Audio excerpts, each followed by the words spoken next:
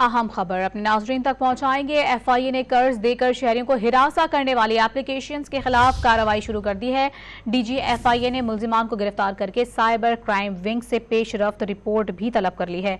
क्या मजीद तफसीलात हैं, जानेंगे डॉन न्यूज के नुमाइंदे शकील कर्रार से। शकील, बताइएगा कार्रवाई कहां तक पहुंची है और क्या कोई अहम पेशरफ्त सामने आ सकी?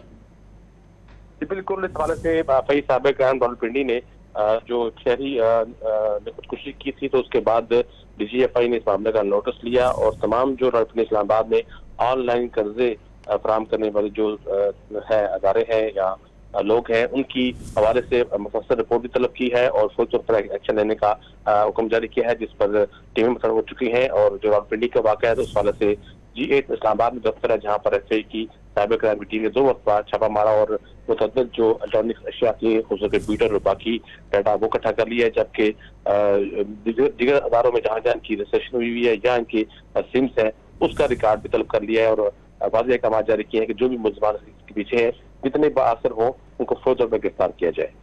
बहुत शुक्रिया शकील आपका।